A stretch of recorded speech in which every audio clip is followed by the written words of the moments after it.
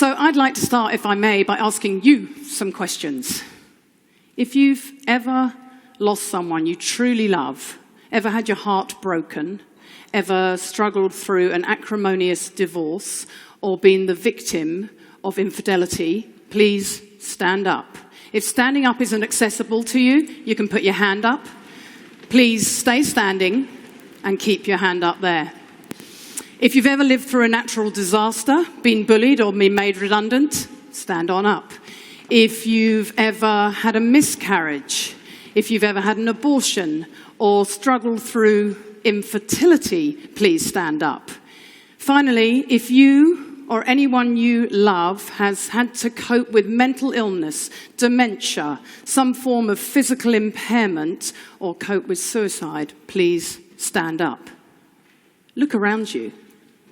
Adversity doesn't discriminate. If you are alive, you are going to have to, or you've already had to, deal with some tough times. Thank you, everyone. Take a seat. I started studying resilience research a decade ago at the University of Pennsylvania in Philadelphia. It was an amazing time to be there because the professors who trained me had just picked up the contract to train all 1.1 million American soldiers to be as mentally fit as they always have been physically fit. As you can imagine, you don't get a much more skeptical, discerning audience than the American drill sergeants returning from Afghanistan. So for someone like me, whose main quest in life is trying to work out how we take the best of scientific findings out of academia and bring them to people in their everyday lives, it was a pretty inspiring place to be. I finished my studies in America, and I returned home here to Christchurch to start my doctoral research. I'd just begun that study when the Christchurch earthquakes hit. So I put my research on hold, and I started working with my home community to help them through that terrible post-quake period. I work with all sorts of organizations, from government departments to building companies and all sorts of community groups, teaching them the ways of thinking and acting that we know boost resilience. I thought that was my calling, my moment to put all of that research to good use. But sadly, I was wrong. For my own true test came in 2014, on Queen's birthday weekend. We and two other families had decided to go down to Lake Ohau and bike the Alps to Ocean. At the last minute, my beautiful 12-year-old daughter, Abby, decided to hop in the car with her best friend, Ella, also 12, and Ella's mum, Sally, a dear, dear friend of mine. On the way down, as they travelled through Rakaia on Thompson's track, a car sped through a stop sign, crashing into them and killing all three of them instantly. In the blink of an eye, I find myself flung to the other side of the equation, waking up with a whole new identity. Instead of being the resilience expert, suddenly I'm the grieving mother, waking up not knowing who I am, trying to wrap my head around unthinkable news, my world smashed to smithereens. Suddenly, I'm the one on the end of all this expert advice. And I can tell you, I didn't like what I heard one little bit. In the days after Abby died, we were told we were now prime candidates for family estrangement, that we were likely to get divorced and we were at high risk of mental illness. Wow, I remember thinking, thanks for that. I thought my life was already pretty shit. Leaflets describe the 5 stages of grief: anger, bargaining, denial, depression, acceptance. Victim support arrived at our door and told us that we could expect to write off the next 5 years to grief. I know the leaflets and the resources meant well, but in all of that advice, they left us feeling like victims, totally overwhelmed by the journey ahead and powerless to exert any influence over our grieving whatsoever. I didn't need to be told how bad things were. Believe me, I already knew things were truly terrible. What I needed most was hope. I needed a journey through all that anguish, pain, and longing. Most of all, I wanted to be an active participant in my grief process. So I decided to turn my back on their advice and decided instead to conduct something of a self-experiment. I'd done the research, I had the tools. I wanted to know how useful they would be to me now in the face of such an enormous mountain to climb. Now, I have to confess at this point, I didn't really know that any of this was going to work. Parental bereavement is widely acknowledged as the hardest of losses to bear. But I can tell you now, 5 years on, what I already knew from the research, that you can rise up from adversity, that there are strategies that work, that it is utterly possible to make yourself think and act in certain ways that help you navigate tough times. There is a monumental body of research on how to do this stuff. Today I'm just going to share with you 3 strategies.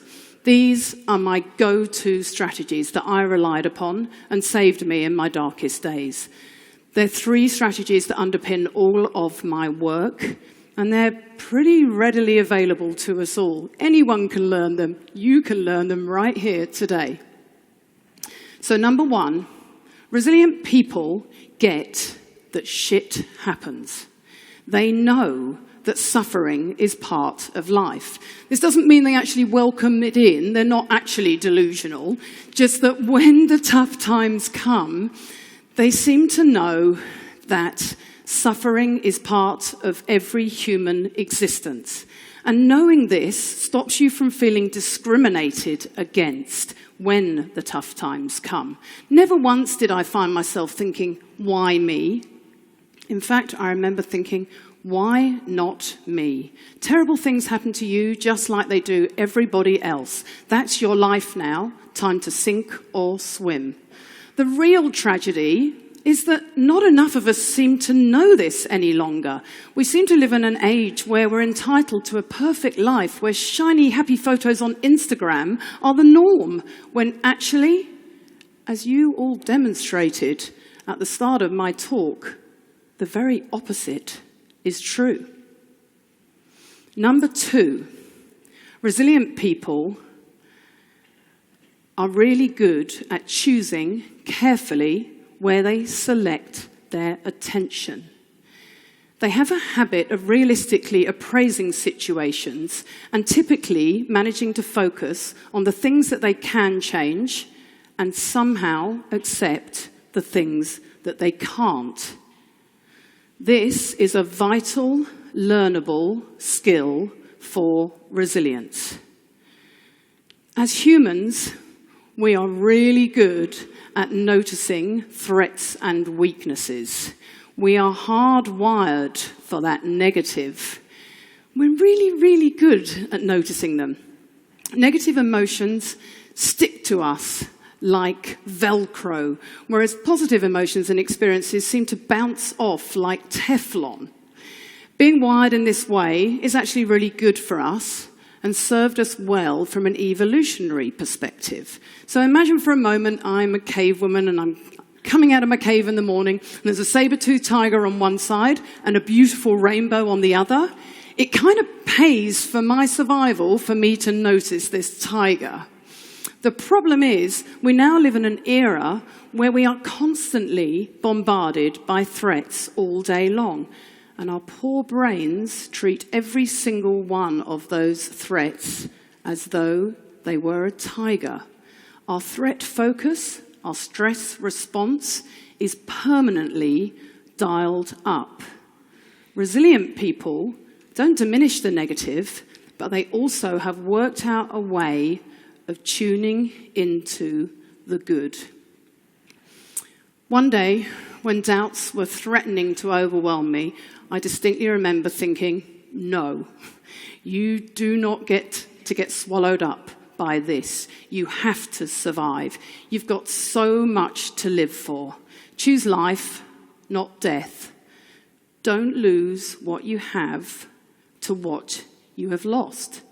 In psychology, we call this benefit finding. In my brave new world, it involved trying to find things to be grateful for. At least our wee girl hadn't died of some terrible, long, drawn-out illness. She died suddenly, instantly, sparing us and her that pain. We had a huge amount of social support from family and friends to help us through. And most of all, we still had two beautiful boys to live for who needed us now and deserved to have as normal a life as we could possibly give them. Being able to switch the focus of your attention to also include the good has been shown by science to be a really powerful strategy. So in 2005, Marty Seligman and colleagues conducted an experiment, and all they asked people to do was think of 3 good things that had happened to them each day. What they found over the 6-month course of this study was that those people showed higher levels of gratitude, higher levels of happiness, and less depression over the course of the 6-month study. When you're going through grief, you might need a reminder, or you might need permission to feel grateful. In our kitchen, we've got a bright pink neon poster that reminds us to accept the good. In the American Army, they framed it a little bit differently. They talked to the army about hunting the good stuff. Find the language that works for you, but whatever you do, make an intentional, deliberate, ongoing effort to tune into what's good in your world. Number 3, resilient people ask themselves, is what I'm doing helping or harming me? This is a question that's used a lot in good therapy. And boy, is it powerful. This was my go-to question in the days after the girls died. I would ask it again and again. Should I go to the trial and see the driver? Would that help me, or would it harm me? Well, that was a no-brainer for me. I chose to stay away. But Trevor, my husband, decided to meet with the driver at a later time. Late at night, I'd find myself sometimes poring over old photos of Abby, getting more and more upset. I'd ask myself, really? Is this helping you, or is it harming you? Put away the photos. Go to bed for the night. Be kind to yourself. This question can be applied to so many different contexts. Is the way I'm thinking and acting helping or harming you in your bid to get that promotion, to pass that exam, to recover from a heart attack? So many different ways. I write a lot about resilience, and over the years, this one strategy has prompted more positive feedback than any other. I get scores of letters and emails and things from all over the place of people saying what a huge impact it's had on their lives. Whether it is forgiving family, ancient transgressions, arguments from Christmases past, or whether it is just trawling through social media, whether it is asking yourself whether you really need that extra glass of wine, asking yourself whether what you're doing, the way you're thinking, the way you're acting is helping or harming you, puts you back in the driver's seat. It gives you some control over your decision-making. 3 strategies, pretty simple. They're readily available to us all, anytime, anywhere. They don't require rocket science. Resilience isn't some fixed trait. It's not elusive that some people have and some people don't. It actually requires very ordinary processes, just a willingness to give them a go.